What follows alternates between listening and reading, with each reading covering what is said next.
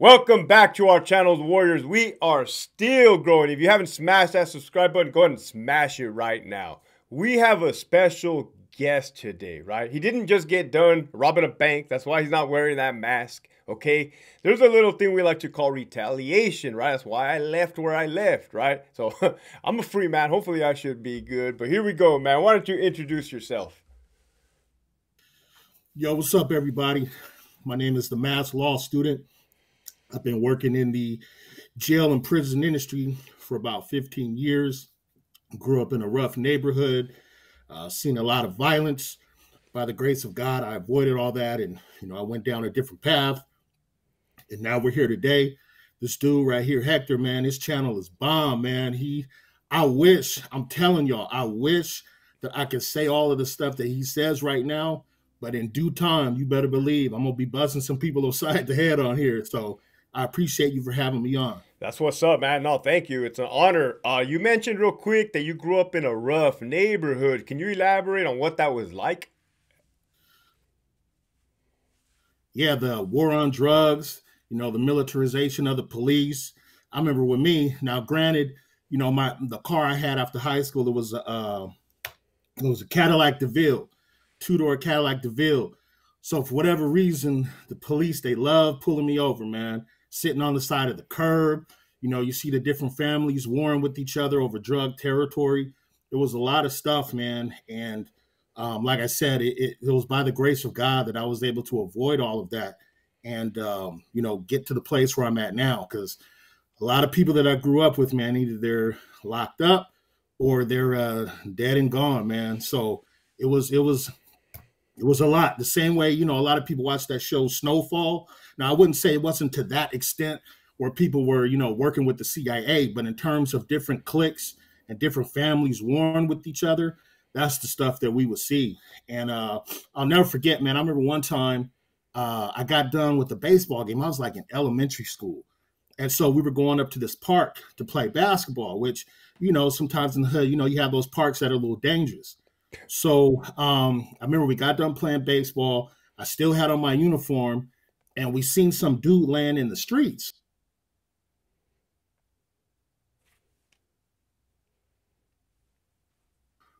Oh man, I didn't even know it was muted. You hit that mute button for like the last 3 seconds. Oh, okay. The homie was laying in the streets. Yeah. So the dude was laying in the streets, and as kids, we gonna be curious, So we go up to see what it's about. And we didn't see his chest at first. We were just looking at his face, and his eyes were open, and they stayed open. They weren't moving. So we was like, what the heck is going on? So then we looked at him, and he had a big old pair of scissors stuck in his chest, and he was just laying in the middle of the street. And it was stuff like that you would see. And I know you hear that term like hood PTSD, but, I think there might be some type of hood PTSD from all the stuff you see. So that's just one example. Man, that's wild. And for the record, PTSD, post-traumatic stress disorder, is PTSD for everyone. It's just one thing. It's trauma. Trauma is trauma, right? I'm huge. Absolutely. I'm a big advocate on that. So, great. Thankfully, you were able to make it out of situations like that. Was becoming a correctional officer a plan or kind of on a whim decision? It was kind of a plan. It was either that or get into the funeral home industry. I know that sounds weird and morbid, but I kind of always been fascinated with the funeral home industry. Unfortunately, because in the hood, so many people getting shot and killed, and it seemed like we were always going to the funeral home for a wake because my mom worked for one of the schools. So a lot of the dudes, even though they joined gangs and stuff, they knew my mom, they knew my dad, you know what I mean? So for some reason, always going there, it was just intriguing and it just stuck with me. So I knew it was either going to be working in the prison or the funeral home industry. Man, was your idea, or did you want to like arrange the flowers or actually start like embalming people or whatever you call it? Yeah, I wanted to embalm the people, but I'll tell you what like killed that for me.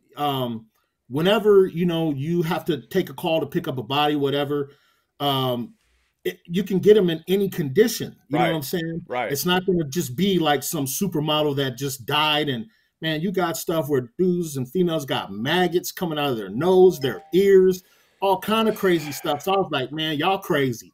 I'm Right. good. But I still have a fascination with it. I know this sounds crazy. I already know any coworkers watching this, they're going to try to call the tip line, but it's weird. I don't know, man, but I had that fascination with it. I went to the academy with a guy that was one of those, right? Worked in a Okay. funeral home. We gave him the nickname the Undertaker, right? Oh, okay, okay. We used to joke that he used to sleep in his wall locker like that. But yeah, the homie was a cool dude, right? Called him the Yeah, yeah. Undertaker. Man, so you had this plan, you had this idea of kind of what you had wanted to work around. So you end up, tell me about when you got into the correctional setting. Well, ironically, back in the, I don't know how it is now because I'm older, but back in the day, COs, especially in the state prison, they weren't on the streets. They weren't necessarily looked at as bad guys. You know what I'm saying?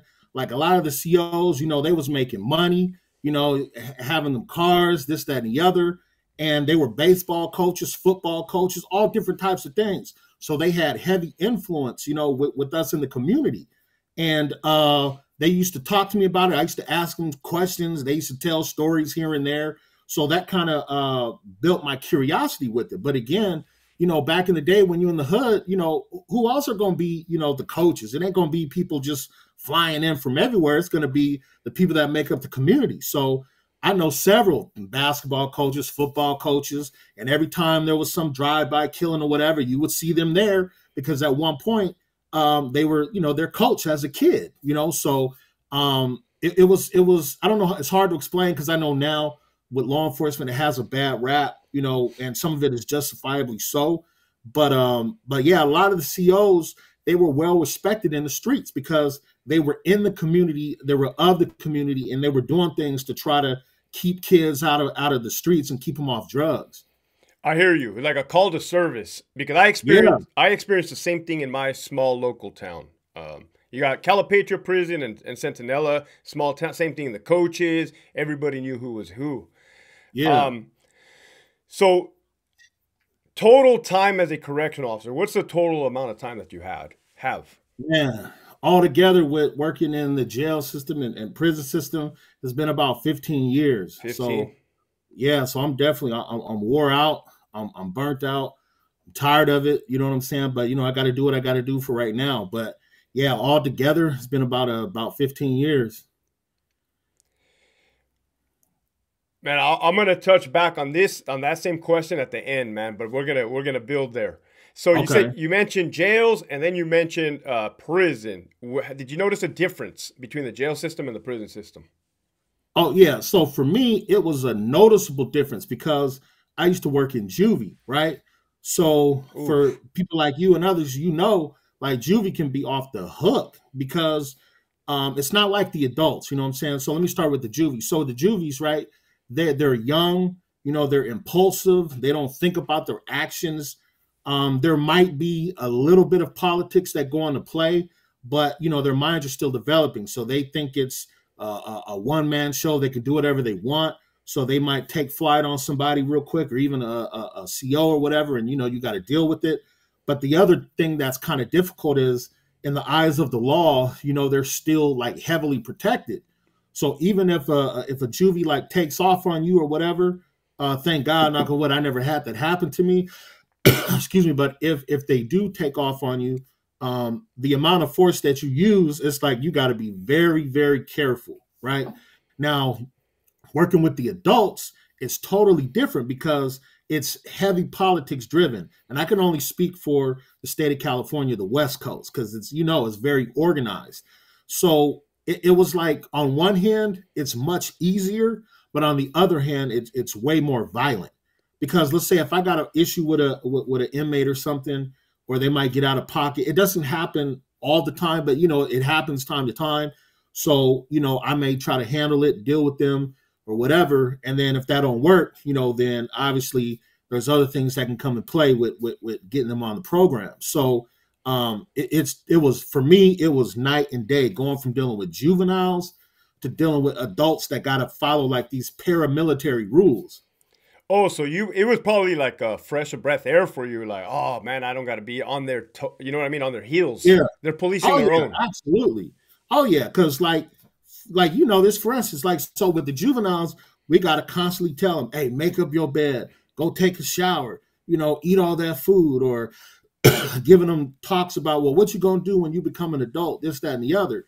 Whereas with the males, with depending on what car you're in, you better get your behind in that shower. You know what I'm saying?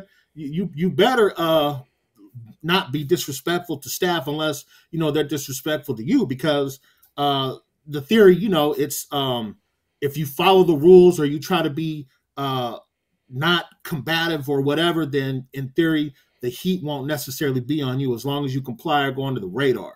You know what I'm saying? So a lot of the things that we would have to constantly harp on with the juvies, you don't have to do that with the men because their own internal codes of conduct, that's stuff that they have to do, or else they're going to bust that head to the white meat.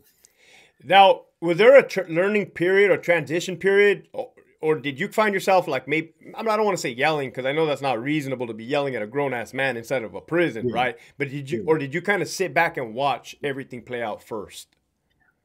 I had to sit back and watch. Now, some things transferred over because you're still in an environment with people that are locked up. Right. So certain instincts are going to remain even though you're in a new environment.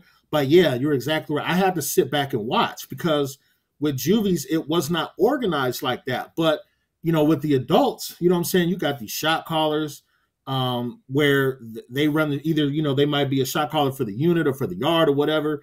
And you see how the politics play and how the other races interact with each other. And, you know, they can't put their hands on each other, you know, interracial, or else, you know, it's going to blow up. So I definitely had to sit back, and thank God at the time when I started, there was still some OGs that were cool and they didn't mind spitting that game to you to try to kind of get you on course because, yeah, it was a totally different environment. Man, did you get tested when you were new in that environment? Did you get tested? Man, yeah, I got tested. But it's funny. I remember before I started working where I was at, I went and I did a little recon and I tried to talk to some of the employees that were there. Excuse me. I can't forget her name. There was this white lady, and I wish I could have remembered her name because I would tell her, man, you were right. So she was like, okay, yeah, you black. You know, I'm not racist. I'm just telling you black. So most likely you're going to get tested by your own people, you know, because the way it is, you know, the whites, they're not going to really bother you like that. They're going to talk to their own, you know, Hispanic same way. So when I first started, they were testing me to see where I was at. So not all the time, but sometimes they would call me a Uncle Tom or a house nigga, stuff like that. Am I able to say that on here or what? You can say whatever you want, Okay, man. okay. I don't work Yeah, for the I don't work for the department anymore, man. And I'm a real one. Okay, okay. So they might, you know, they might say, oh, you know, he a house nigga or you know, stuff like that. And I know it was a test, right? So I just had to just be delicate with how I would respond or whatever. You know what I'm saying? But as time went on, they realized I wasn't. I was the exact opposite. And it was funny because I'll tell a quick story, right? One of the OGs had to set these younger dudes straight because I was doing rounds one day in the unit and I saw the blacks. They was in a cell and they was just having a drinking party, right? And obviously, you know what I'm saying, you having a drinking party, it ain't even concealed. And I walk by, so I have to address it. You know what I mean? So they had to go up to, you know, the supervisor's area and they were dealt with. So they eventually came back. So at first, you know, they was kind of like, man, you know, that's messed up, man. He a black CO and he gonna get us for having a little bit of drink. And so one of the shot callers in the unit was like, nah, man. Now, the shot caller told me this later, like a few years later. And he was like, nah, you know, y'all made him do his job. You know what I'm saying? You know the rules. You know we can't drink. So if you do drink, you're supposed to do it on the low where they don't see it. So you putting this man in a situation where he has to do his job. Because if he lets you drink, then he gonna have to let the Hispanic drinks. He gonna have to let the white boy, all that. You know what I'm saying? So yeah, so I got tested, and mainly the testing came from the other black inmates initially. But as time went on, because you know, people are in prison, and this is what a lot of new staff or even old staff don't understand. Like the inmates, they watch us. You know what I'm saying? Right. So they know what our baseline is. So whatever front you try to put on, whatever games you try to play, if you're not being your true, authentic self, you're eventually going to drop your guard, and they're eventually going to find out who you are.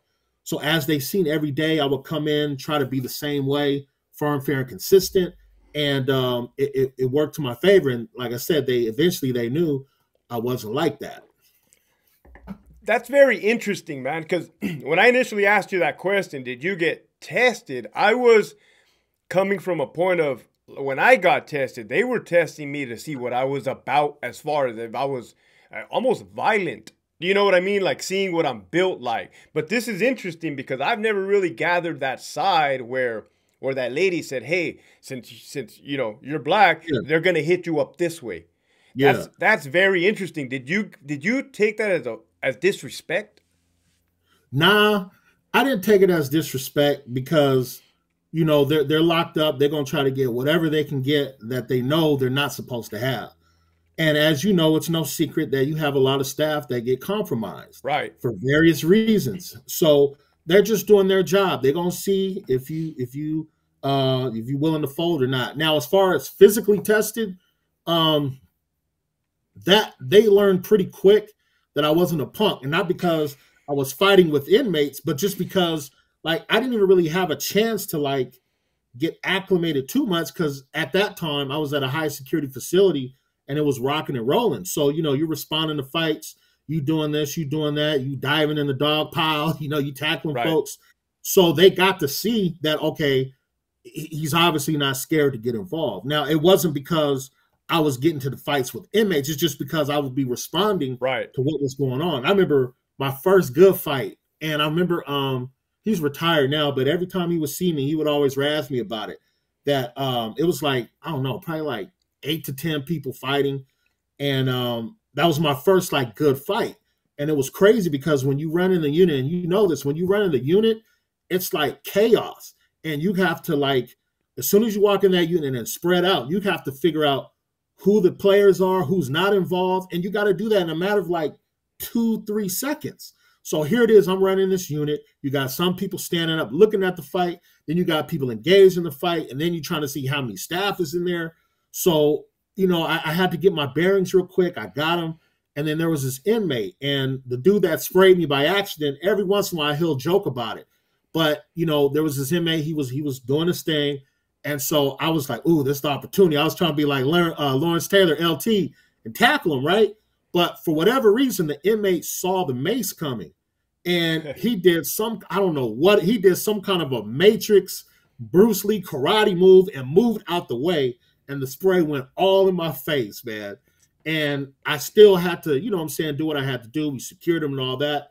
So after that first good fight, word kind of spread, at least with the inmates, you know, that, okay, he's going to, do what he needs to do. But again, it wasn't because I was fighting inmates, because knock on wood, I haven't had to, I never got swung on or anything like that. I try to treat them with respect, you know what I'm saying, as long as they give it.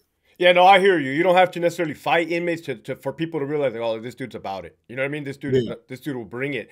Is there, when you describe that scene, is there audible alarms in the housing units? Nah, there's like a siren or anything? It depends. There can be. So there can be times where it'll be audible alarms. And then the thing that can make it worse too is if there's spray in there. You know, man, like I got this cough still, I was sick and, I'm back to work. But just yesterday, I can't go into details. I know investigators, they watching this, they keeping tabs on me. Don't do it, man. It's my job to reel you in.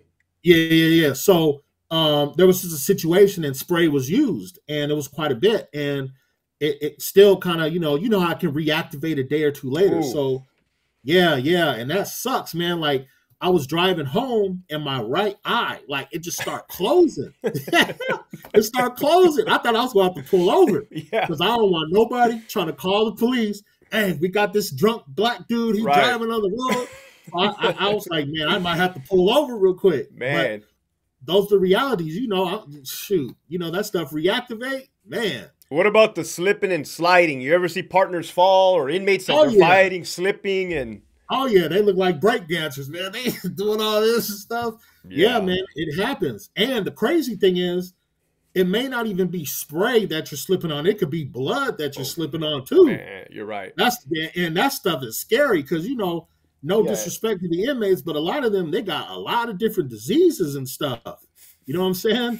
So facts. yeah. Um, Oh yeah, absolutely. everything from hepatitis to HIV. Facts. These are just facts, man. Oh yeah. So if I got to pat a fool down or whatever, I take my time with it. I try to be careful because again, knock on wood, I haven't had. They call it the cocktail, right? If you get Right. poked with a needle or something, you got to take that cocktail, and hopefully it'll purge it out of your body. But I don't want to be in that situation, so I try to do things slow, not crush pockets and all that. You know what I'm saying? Can you maybe describe to the viewers of what a scenario like that might look like if you accidentally poke yourself? What would be the process or how that could happen, and maybe Oh how to yeah. avoid it? Oh yeah. So one of my supervisors, right? He's since transferred. He was a cool cat, man. This white boy, right? He was cool, man. And that dude, he can run like a deer. I don't know. I'm just like, man, I'll just let you run for me. I'm a jog. I gotta conserve my gas. So he was doing a cell search, and something happened, and I guess maybe he squished it too hard or whatever, Oh, and he got poked, right?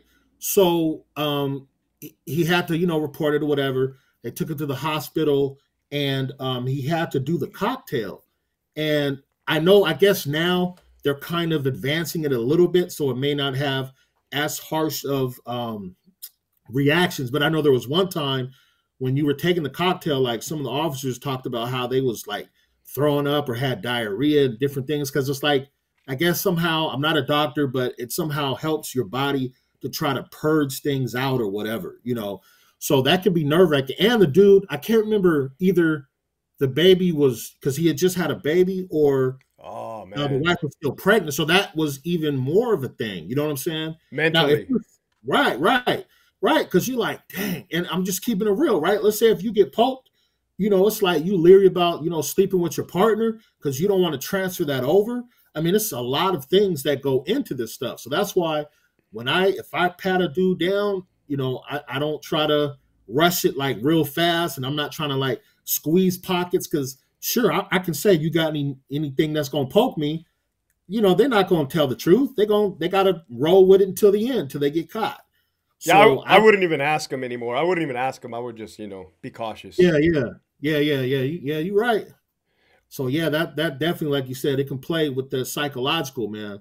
Man, I'm glad you brought that up. That's a side that nobody's really ever spoken on. The wondering, I don't want to sleep with my spouse because I may have something now. Yeah, or even with yesterday, spray was used, so I couldn't really hold one of my daughters because, I didn't want her to possibly because I didn't know what was on my skin later on. You try to take a cold shower or whatever. But at that time, I didn't want to hold her or anything like that. So yeah, man, now if you're a single CO, no kids, no wife or nothing, you may not think about that. You know what I'm saying? Because that's your reality. But for me, married with kids, it's a different ball game. Right. What about gassings? Do you have any experiences with gassings, or you ever respond to one where an inmate gets feces or urine or anything? Keep it real with you. I personally was never gassed, but it does happen. Right. And I'm gonna keep it a buck with you, right? Usually stuff like that will happen in, special housing to shoot. And just keeping it real with you, I did everything I could to stay out of the shoot. I'm just being, I ain't gonna come on there and lie. You know That's what I'm cool. saying? No, that's cool. Yeah. So, and it wasn't because I was scared to work shoot or scared of the inmates, because it's the same inmates that was on the yard. They just in another place. But it was just, all I can say, it was just too much stuff going on, and I don't want to get caught up in stuff. So I try my best to stay out of shoot. You know what I'm saying? Right. So there would be times that I would hear about things happening. And obviously, if they gas you, well, there used to be a time if they gassed you, it was for some alleged righteous reason. Right. But now it seems like they'll just do it just for sport because they're bored, they ain't got nothing to do. But at a time, it might have been because you might have been messing with their legal mail or whatever the case may be. Yeah. You know what I'm saying? Right. What about assaults, staff assaults? Yeah, it happens, man. And sometimes, I don't try to, because let me, make this clear, right? I'm not going to get on here and act like I'm some prison guru. I'm not going to come on here and act like I'm Chuck Norris or all that stuff. I'm going to be myself. You know what I'm saying? So even when I'm at work, I'm going to be myself. But there are times, man, where I've told some people, I don't volunteer it. If they talk about it, then we'll talk. And I'll tell them like, hey, man, you got to be careful with how you talk to these dudes, because I always say you have what's called your said rules, which is your written down rules in black and white. And then you have what's called your unsaid rules. And you need to know both. You need to know the said rules and the unsaid rules. So the said rules, now see, I told you, man, I'm about to bring that heat, man. Bring it. So the said rules is like if an inmate has an issue with a staff member, you're supposed to go through the administrative remedy process, right? You put it on paper. That's your version of socking a CO in the face. You don't really sock them. You just sock them through paperwork, right? Now, the unsaid rules is it's all about respect in there. And if you disrespect a dude or you get out of pocket, especially in front of his homeboys or his car, you don't know what, the consequences are going to be. It could be they might cuss you out, or it could be they might, from cussing you out all the way to stabbing you up, trying to kill you. You just don't know, because once you cross that line of disrespect, now you're going by their rules, even though their rules are not right. You know what I'm saying? You're going by their rules. So yeah, there's been times where dudes they got touched up, and it wasn't until they got touched up that they kind of understood. You know what I'm saying? Man, that's crazy that it took that, but I could have kind of understand that.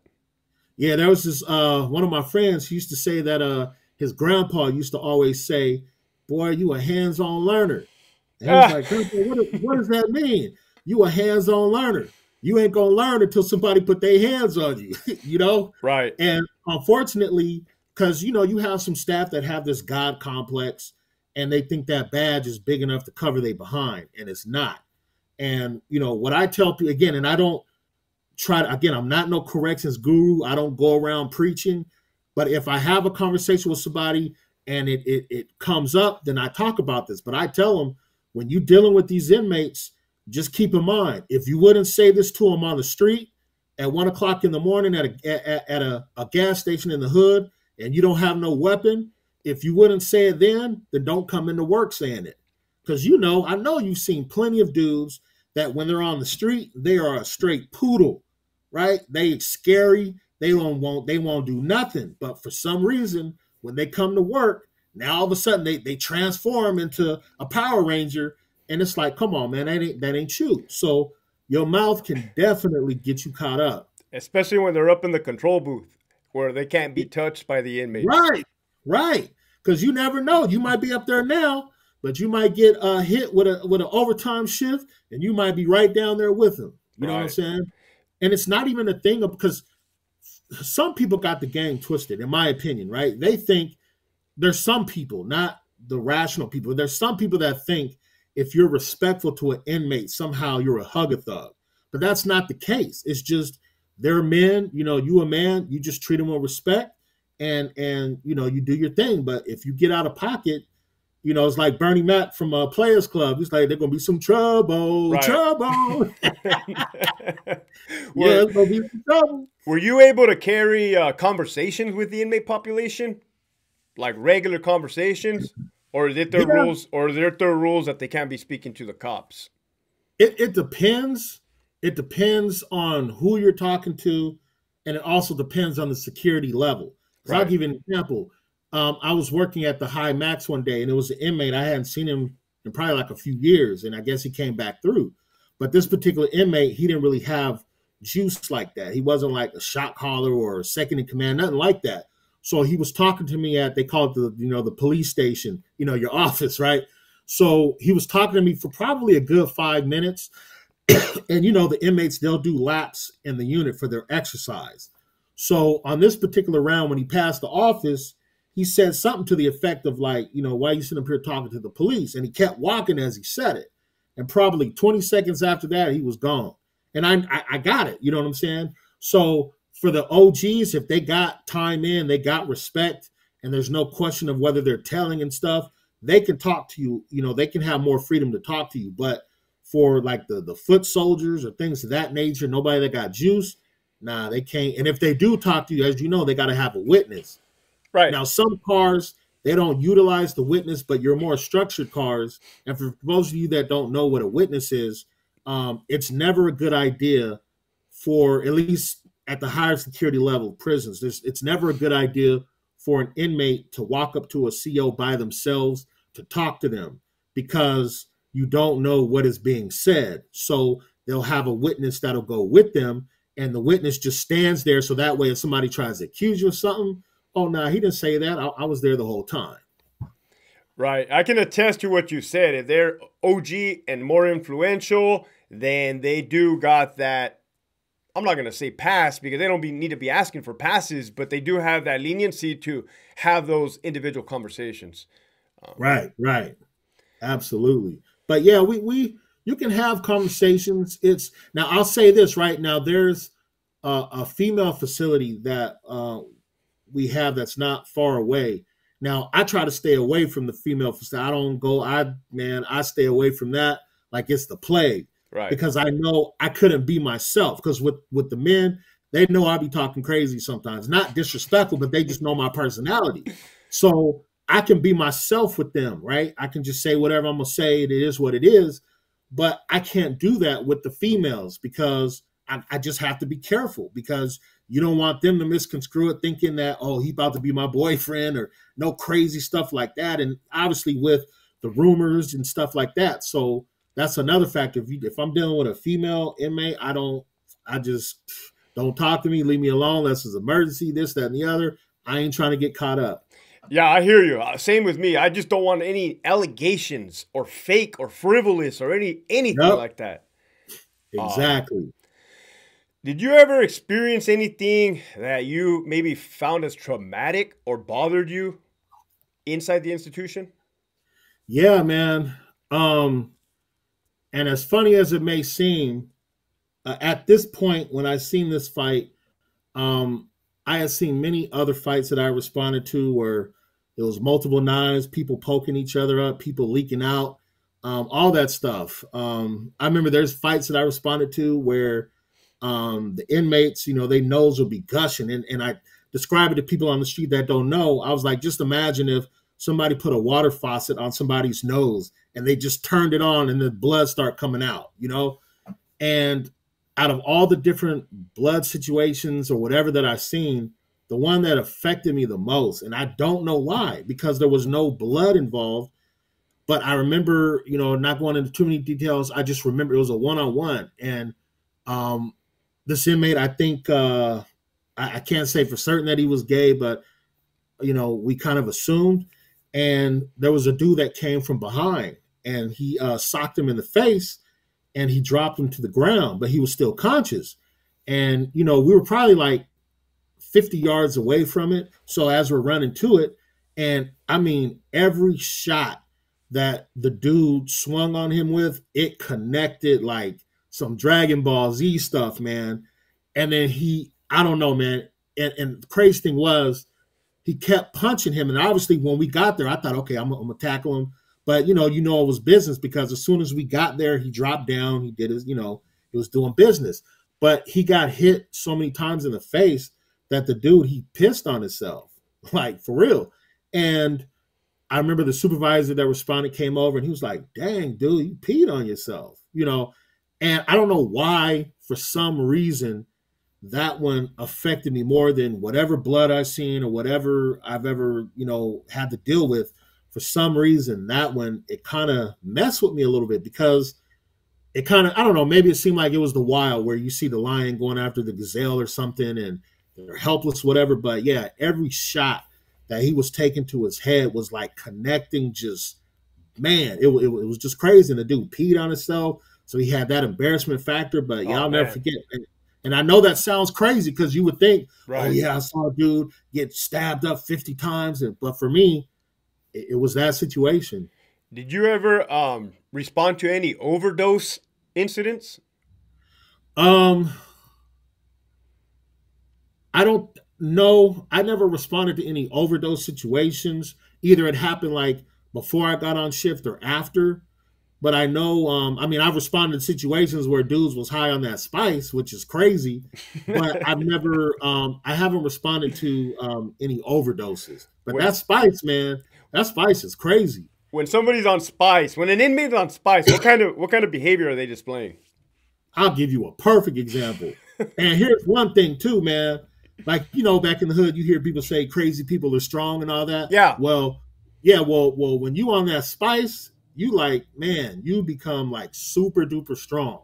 And I remember this dude, it was weird because the CO was on the radio saying something, and we knew something wasn't right. So we start running over, and we see this dude, and it was weird. This black dude was going up the steps and he was trying to fly. He was like flapping his wings, his arms like they were wings, and he was trying to fly. So one minute he was trying to be an eagle, and then the next minute he started barking like a dog and he was getting on all fours. Yeah. So I'm sitting here like, because, I'm thinking, that stuff happened all the time in the hood, right? You got the winos and crackheads, they acting a fool. But for some reason, just in that environment, it's just you have a more dangerous factor because you don't know if they have a weapon on them. You don't know any of that stuff. So here it is. This dude started running up the stairs, flapping his arms like they were wings, and barking like a dog. And even when we ended up, taking care of business, nothing illegal, nothing like that. Everything was in policy, but that dude was just super strong, man. It took several of us to restrain him. And here's another thing with the OGs, they try to tell these youngsters, hey man, it's I don't condone this at all. So I'm gonna make that clear. But they're just like, you can't even really do drugs in prison. Stay away from that stuff because you don't know what people are lacing in it. Or even if you think you're getting something and you don't know what you're getting, you get that spice. Because there's some cars, they tell you, you better not have the spice attack. Because if you do, we're going to stomp you out. Right. You know what I'm saying? So, but that was just, afterwards we were laughing, but at the time, we weren't scared. We were just more like in shock or disbelief. Like, what is wrong with this dude? Right. No, I seen it, man. Wild. I'm starting to think we had a major drug problem at the institution that I was in. And I mean major. And I mean major, man. I'm talking about dead overdoses, spice, the wildness. And you reminded me of something that I'm going to drop a gem on the viewers, something that was preached to me by OGs. Hey, if you have a drunk inmate, leave them in the cell. Leave them in the cell. Do extra security checks because, man, I get to my new prison, Donovan, and they are popping out drunk inmates, high inmates. And I'm like, no, that's dangerous. Yeah, it is, man. It's weird, man, because it's funny that you say that. Now, this is just my theory, and I don't speak for any government entity. This is just my own personal opinion. But I'm sure you can relate. But there's some days that I just kind of just wonder if there's a certain amount of drugs that the administration is allowed to tolerate with being inside. It's like, I'm just like, I don't know, man. It's hard to explain, but it's like the drugs, right? A lot of the beatings and all that stuff is surrounding, drugs, things of that nature.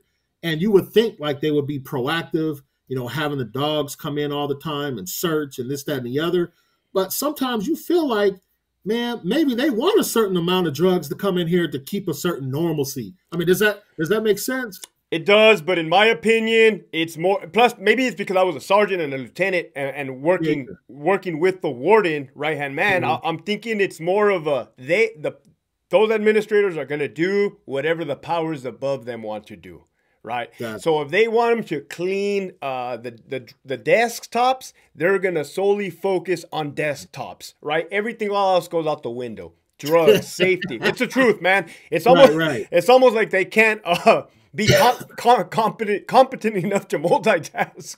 Right. They can't chew and what the old folks say, chew and eat bubble gum at the same time. Yeah. So like Yeah. they ain't tripping on the drugs or the stabbings or the officers getting beat up, right? If their boss tells them like, "Hey, man, I want a new type of rehabilitative program over here," they don't be caring. They don't be caring about everything else. They'll just bring a giraffe. They'll bring a giraffe onto the yard and be like, "Look, I brought the giraffe." So that's my take on it. It's funny you say that because during COVID, you know, that was like a very stressful time, man. And like at one point, the face masks were like huge. Right. I remember one time we had to do a use of force or whatever, and you know they got to be videotaped. So it was so funny because it's like it seemed like the lieutenant, all he was concerned about, because you know it's being videotaped, he just wanted to make sure that the face mask was on his face. If he had 15 holes in him, if he had a factory of meth coming out his behind, that didn't matter. But if that mask came off, then we all gonna be under investigation. You know what I'm saying? That actually helped in my favor, man, because I was pretty wild, I think, with my style. But hey, I would catch on to what are they focusing on right now. That's all what I'm gonna do. I would be wild over here, man. And they were, like I said, so narrow-minded, so focused that hey, they're like, man, we can't get this guy. We can't get him. They're easy to fool. You know what I mean? It's ridiculous. That's the good. I'm glad you said that. That is a good perspective because I'm not on the management side. I don't have any aspirations, and I know the way my mouth is set up. The way my mouth is set up, I already know, man. They have me on timeout somewhere. Yeah. They don't like people with experience, knowledge, and communication skills. Right. So I often say, you know, at our place, the way they come up with ideas is they sit down at a table and they come together with the most perfect plan. And then once they come up with the perfect plan, they say, now let's do the exact opposite. You know what I'm saying? It's like the plan could be laid out perfect. But then they're like, all right, now that it's perfect, let's invert it and do the exact opposite. All right, guys. That to me, that wasn't even the worst part, right? And just let me take over, man, because I don't want to get you in a jam. But to me, the worst part was like when they'd be like, "Damn, Bill, that's a great idea, Bill," and I'm like, "Fuck no, that's a horrible idea." Right. You know. So, wow. So we got the drugs. How about stabbings, right? You mentioned a few stabbings. Or you ever come across major weapons, bone crushers, slicing type incidents, anything crazy like that? I've seen bone crushers after they've been recovered, but I've never like found one myself. You know what I'm saying? But I mean, there are times, and it's funny, man, because there was one stabbing, and that was my rookie year, and they used a wooden knife. And, you know, because I'm a rookie, so I was, you know, naive. And I'm like, what is wrong with these? Why would you use a wood knife? But, you know, they call them vampire shanks because they'll go through the metal detector because obviously wood is not metal. So they'll try to use whatever they can to circumvent the security measures that we have. Now, as far as like specific stabbings and stuff, you know, I won't be able to speak on it. You know what I mean? For sure. Yeah. But that was like a real eye opener for me because again, it was my rookie year, and with juvies, you know, you didn't really deal with like vampire shanks and things like that, you know. But for them, you know, seeing a wood shank, and at first, again, it was like crazy, but then, oh wow, okay, I get it. You know, they're beating the metal detector. Right. Now, you mentioned you didn't want to promote. Was there ever a time you wanted to promote up the chain or maybe join some type of specialized unit or do anything, expand, or did you kind of always just want to be a grunt on the line? Well, I'm not a grunt anymore. Right. 2 years I was a grunt. Now I work in the program section where you're doing like the rehabilitative stuff. You know, that's as much as I can speak on that. Yeah, that's good. Now, so I'm on a different side now. Okay. But even when I was a quote unquote grunt, I know who I am. And one thing that you learn, and I know you experienced this just watching your videos, as quiet as it's kept, the higher you go up in the chain, the more you have to be aligned with the machine. You have to. Because, you have to. There is no way. And even if a person is really, really cool and they were a great lower level supervisor. The higher you go up, the more you have to, they demand that you be aligned with the machine, because if you're not aligned with the machine, they will destroy you. So I knew, even though I was a rookie, I still knew certain just street smarts with stuff like that. So I know, again, the way my mouth is set up, and the way that I am, I'm a more outspoken person. That's one of the reasons why I'm in law school, because I want to defend others. So I know I wouldn't be a fit for management, because I'm not going to be a drone. I'm not going to be a puppet, and you got the strings way over here, and you controlling me. That's not me. So I knew I couldn't do it. And I know from watching your videos, that was a huge struggle you had, because you wanted to be your authentic self. Oh, I was, man, till the very last day. And since I am free to speak on what you just touched on, I will elaborate for the viewers. Meaning, the higher you go up in management, right? For the California Department of Corrections, the buck stops at lieutenant. You go become captain and above, they now own you. You're now salary, right? So he said that they will destroy you if you don't follow suit, right? It's like, what is this, the Mexican mafia? Right. I would often compare it like, man, well, like, right. I thought we were supposed to be professionals around here, right? But the way they will destroy you is by putting frivolous investigations on you, passing you up for promotions over again, hooking everybody else up except you. I mean, they are ostracizing you. The same thing that they preach to us. Don't be doing that. Don't be having code of silence, green wall. Don't be retaliating. They be doing it, right? So, yeah, you could promote and attempt to still be your authentic self, but at some point, something's going to give. Whether, I mean, I walked away. It just wasn't worth it. Or a lot of the times they change. They change up. It's unfortunate. It's sad. It's almost even damn near disgusting how they change up. And it's funny you bring that up, because I wanted to talk about that, with this code of silence thing. Now, I can speak on this. Anybody that's watching this video, if you're thinking about getting into corrections or any form of law enforcement, from my opinion, just make sure you know that this alleged code of silence or this blue wall of silence, it is a facade. And we've seen it numerous times where you even have police officers that have been charged with killings of individuals. All those police officers that are facing charges, historically, they tell on each other. They try to cut the bet, because the one that snitches the first or the best, they usually get the best deal. You know what I'm saying? That's why you laughing. No, I don't know. As a matter of fact, I don't know anything about that, man, because I mind my own business. Right. Yeah. So, people are under this assumption, like, and I did a video on this where they think like this code of silence is like real. And it might be real for little knick-knack things. Oh, you might have took a pen home or whatever, little knick-knack. But if it's something where you're looking at legitimately losing your job or getting locked up, they're going to start singing like Jodeci. I'm telling you, they're going to be, ooh, yeah. They're going to be telling. They fold like a lawn chair. Oh, yeah. Because again, with the inmates, right, we allegedly mirror that code where they say snitches get stitches. But as you know, even with the inmates, where that's supposed to be a part of their code of conduct, they don't even follow it like they're supposed to.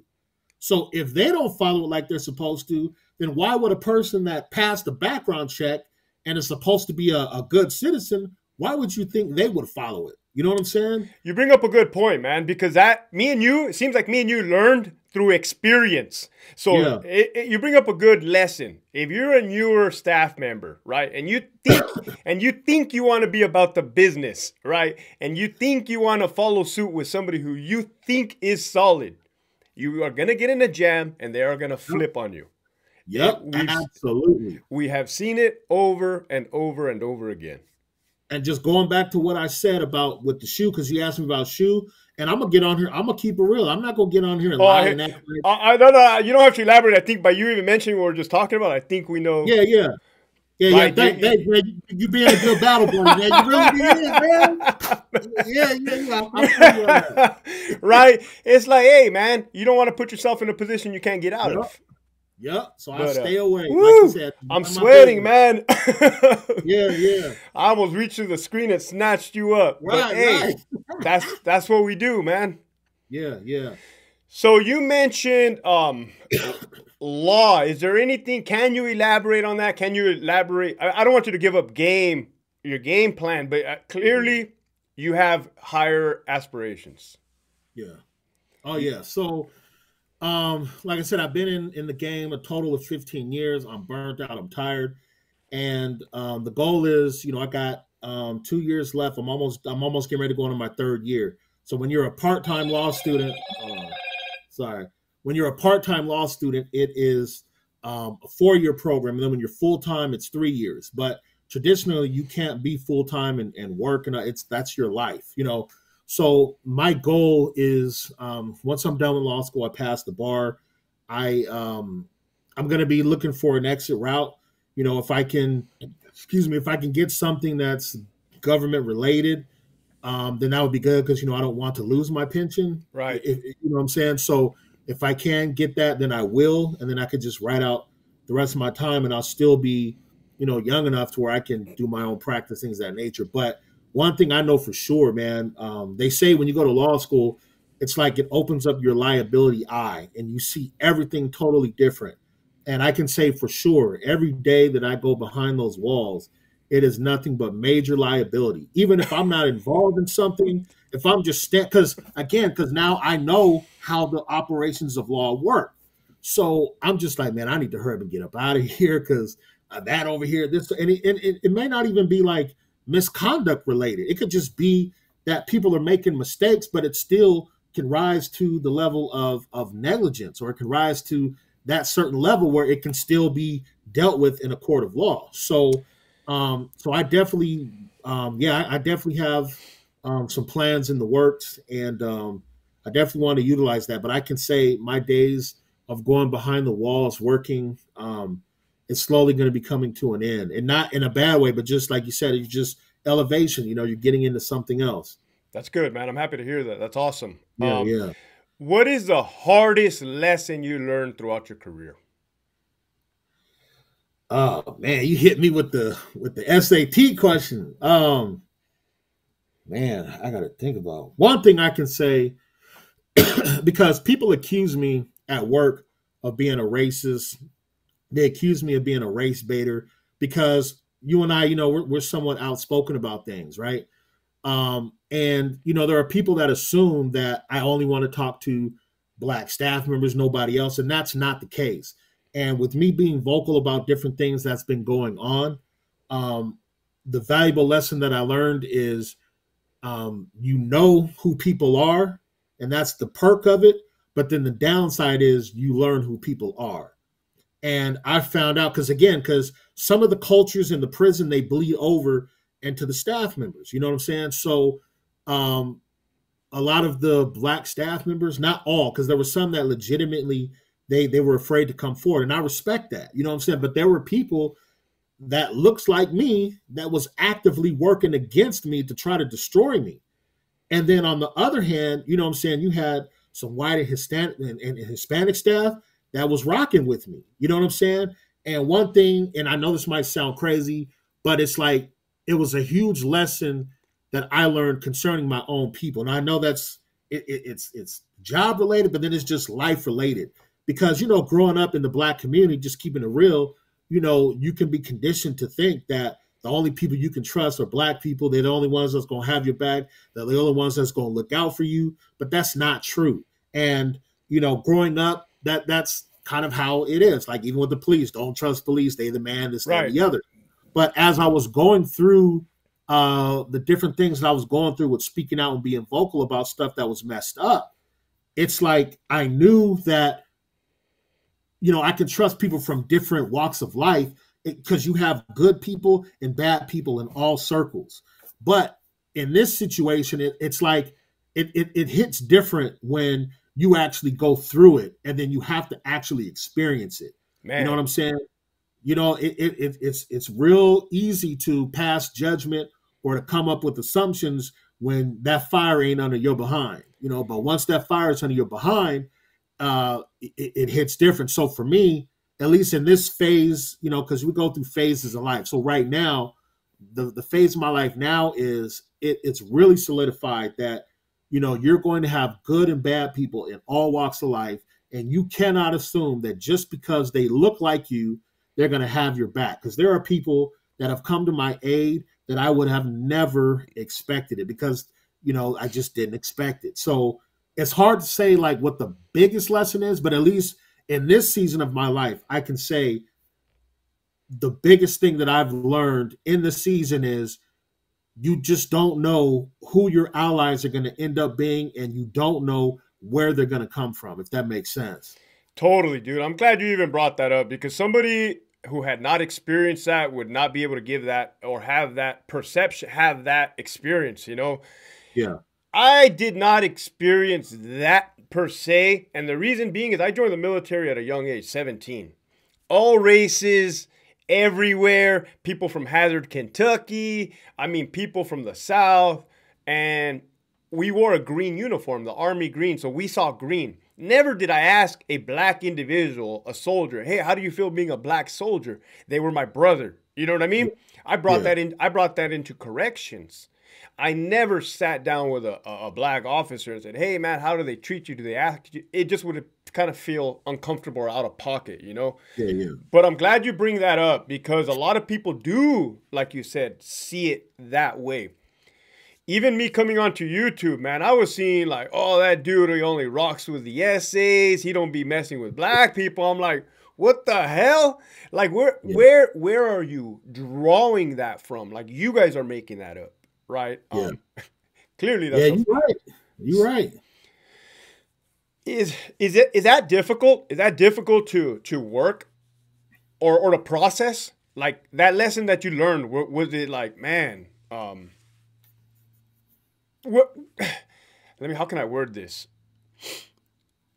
Was it an easy lesson to learn? Or like you said, hey, certain races are going to come to your aid, all races, right? It boils down to the individual. Did you have to learn that the hard way? I can say yes and no, just being honest, because Right. I want to be transparent on this because I know there's going to be some other person working in a law enforcement capacity that's going to be dealing with this. So Correct. I can use my lessons to hopefully help somebody else. So I can say yes and no. It was an emotional lesson for me. And it was hard because, again, the positive is when you go through terrible times, you find out who people are. But then the negative is you find out who people are. And so there's a lot of people now that I used to mess with, not on the street, but just I would chit chat with them. I don't even do it no more because, I'm figuratively, not literally, I'm at war. You know what I'm saying? So I don't have time to be playing games. I don't have time to tiptoe around stuff. And there are people that look like me that made promises about things, that said things, and they did not deliver. And you also have people that look like me that was trying to add fuel to the flames, the racist flames. Man. And like I said, I tried to get along with as many people as I could. I know you can't get along with everybody. I'm too old to even think that's even possible, but I would at least on my end try to make it, palatable, if you will. But I think it's so difficult in my environment because some people, they call where we are the Mississippi of the West. And it's really racially divided. And I hate that it is like that, right? But it's hard. And I'll speak from my perspective. Are you talking about the staff members or the inmates? That's another good point. Another good point. I'm talking about the staff right now. Wow. But you bring up a good point. Wow. Yeah, it's really bad. And the thing that's tough, I always bring up, it's, prison is about numbers at times, right? So the black staff members, we don't have the numbers at all. You know what I'm saying? So we don't have the ability to set the temperature or dictate the culture, right? Whatever's going to be considered acceptable, whatever's going to be considered, kosher, whatever, it's going to be the rotten apples that get to dictate that. If we try to put our hand on the thermometer, they're going to slap it down because we don't have the numbers. So I tell people, imagine a tug of war, right? So you got 500 people on one end and you got 50 people on the other end. Who do you think is going to win? You know what I'm saying? When lies are told about you, when people make up stuff just to try to burn you because you don't want to comply with them and you don't want to be a drone, how are you going to win? 50 people on one side of the rope and 500 on the other side. So that's what it's like going to work. Man. And I will say this, right? At one point, I used to look down on people that, because I felt, and I'm keeping it real, because this will help somebody else. I used to think that, there were certain black staff members that, oh man, why are you tap dancing? Why are you doing this? Just be yourself. Stop trying to fit in. If they're going to like you, they're going to like you. If they're not, they're not. But going through this situation, I kind of look at that a little different. Now I'm kind of looking at that as, it may not necessarily be tap dancing, but it could just be them in survival mode. You know what I'm saying? That could just be them trying to survive. You know what I'm saying? And they're trying to go the path of least resistance. So under normal circumstances, they might speak up and say, hey, man, that's not cool. But because, they might be trying to get that promotion, or they don't want to, because, like sometimes you don't want to be in a situation where you call for help and the help responds, but they call a few Mississippis before they run. You can say, help, help. And they, one Mississippi, two Mississippi. Okay, let's go now. You know what I'm saying? So and I guess maybe this is telling on myself, but again, this is going to be fruitful for other people. I'm kind of starting to see like, okay, maybe it's more of survival tactics because they don't want to be ostracized. They're trying to just come to work, do their job, and trying to fit in. But I can be real. At one point, I was just like, man, stop bending over for these people because they're not bending over for you. Just be yourself. Now, I'm not talking about no Black Panther stuff. Right. Yeah, I'm just saying just be yourself. If you don't agree with something, just speak your mind. But, yeah, so I could definitely say, because for me being outspoken, I mean, I was having like some full-out air attacks on me. I mean, they was dragging me through the mud. Now, they underestimated me. Because usually when the culture, when they go against you, when they feel like you're no good or you don't want to comply, a lot of times when they burn you up, we call it burning you up, a lot of people will get in the fetal position and they'll just like hide in the bushes. But I did the exact opposite. I ripped my shirt off with my belly and I said, let's go. That's what's up. Figuratively, you know what I'm saying? Yeah. And I'm like, you're not going to run me off the yard. You're not going to punk me, because the stuff I'm talking about is righteous. It's legitimate. Right. You know what I'm saying? So it is a challenge, man. And it's not even just with Black folks. It'll be if anybody, if they want, like how you said, if they want to try to stand up for what's right and they want to speak out against something that's wrong, they will be attacked. It'll be like a swarm of hornets that will attack you. So even though I'm speaking about it from the racial aspect, because I was talking about racial stuff, but that can be for anybody, no matter your race. If you speak against the culture or you go against the rotten apples, they will try to destroy you. But now that I'm in the offensive, now all of a sudden stuff ain't funny no more. Now they running and hiding and they ducking. And I'm like, well, wait a minute. When y'all was dragging me online, it was funny. Y'all was having a good time. But now that y'all know I'm on the offensive, now y'all don't want to laugh no more. You know what I'm saying? So I told you, man, I'm going to give you that heat today, man. I'm going to give you that heat. I'm laughing because I agree with you. It's 100% truth. Yeah. So it's a situation. But like I said, in this interview, I'm going to be honest. I'm going to keep it real. I'm not going to try to come on here and act like, I'm Mr. Popular on the job, or that, I get along with everybody or everybody gets along with me, or whatever the case may be, because, you're going to get along with some people and you're not going to get along with others. From your standpoint, right? Because people have heard me talk for the last couple months, right? And know my backstory. What I did was drastic. I walked away from a career. Completely drastic, unheard of, right? And I walked away in good standings. No investigation, no nothing, right? So what advice would you give to correctional officers that still have 10, 15, 20, 25, 30 years to go? Would it be that of, hey, still voice your opinion, even though you will be retaliated against? I would say first, and the biggest thing is you have to look at the state of your mental health. That's the first thing, because I know we can chase that dollar, and, as COs and people that work at the bridge, you make some good money. You make some doggone good money. So there's times where you might tolerate more than you would for the sake of that paycheck. But as I get older, I'm saying, I'm realizing that your health is your wealth. a clear mindset, that's your real wealth. And my advice is first check the status of your mental health. How has the job changed you? Are you no longer the same? Is your family concerned about you? Are you displaying behaviors that are just totally wacky and abnormal? And then you got to ask yourself, is it worth it? Now, in law school, you learn what's called a risk utility test, right? When they're trying to determine certain things. And so basically, the risk utility test is the reward worth, the possible harm that could come with it? Or does the reward outweigh the harm?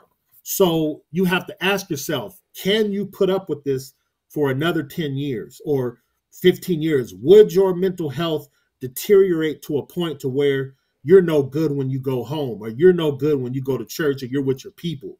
Because I get it, that paycheck, and you might, and especially if you're the sole breadwinner, now I'm not, thank God, but there are some people that, the wife is a stay-at-home mom, they got a couple kids. So that person that goes to work, they have to provide. But I would say if your mental health is declining, your health is declining, and you don't see no end in sight, my advice, you do whatever you want to do, but my advice is you get out.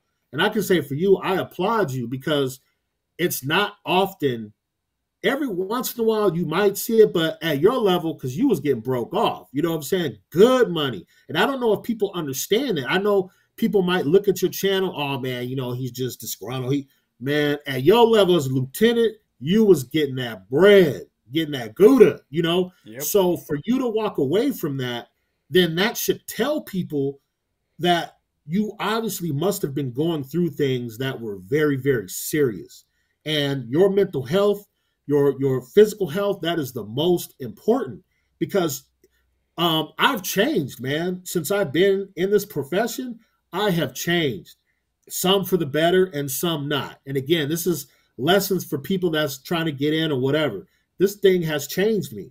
And again, some for the good, some for the bad. But my advice is if you're already declining physically and mentally, and you don't see like there's an end in sight, and things just continually to get worse, my advice is, even if the paychecks are awesome, ain't nothing more awesome than having good health mentally and physically. And you don't want to give that up for nobody. Because I'm telling you right now, if something happens to you and you go crazy or whatever the case may be, ain't near one of them people at that prison going to be there to help you. Ain't near one of them, I'm talking a little country now, ain't none of them going to be there to support you. It's going to be your family and your friends.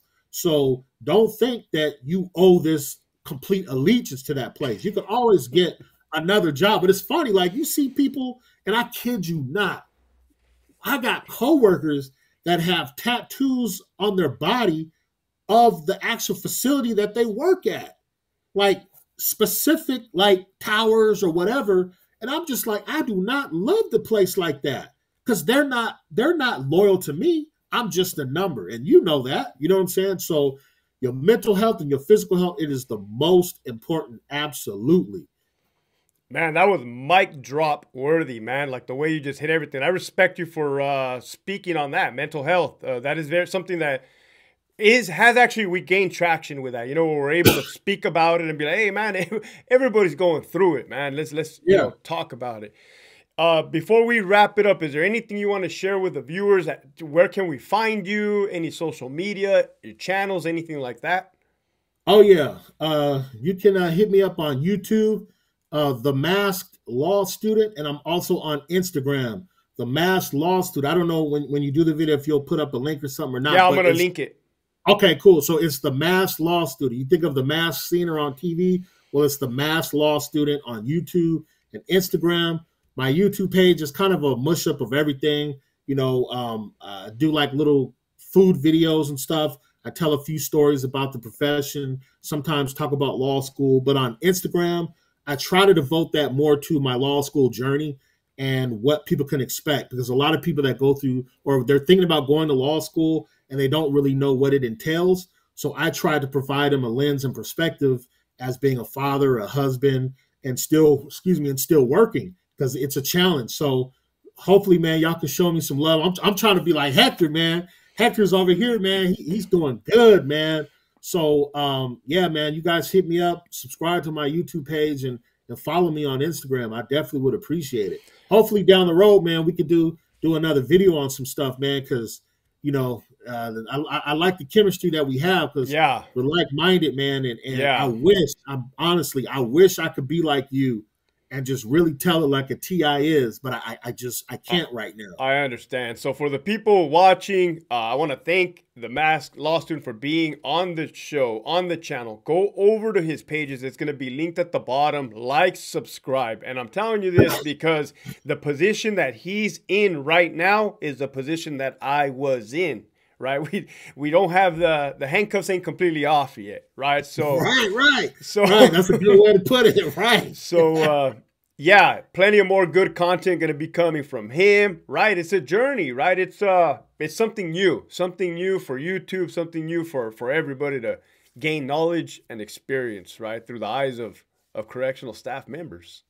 Absolutely, man. I definitely appreciate you, man. For real, I appreciate you. And whatever people talking about, you know, you don't be messing with black folks. So that's a lie. Because, you know, you and I, we text sometimes. So I know for all of y'all on here that be trying to say this dude don't be messing with black folks, that is a bald-headed lie. Right. A bald-headed lie. Thank you for that. So yeah, no problem, man. With that, the message for today is the whole entire show. Go back and watch it again. Keep pushing forward.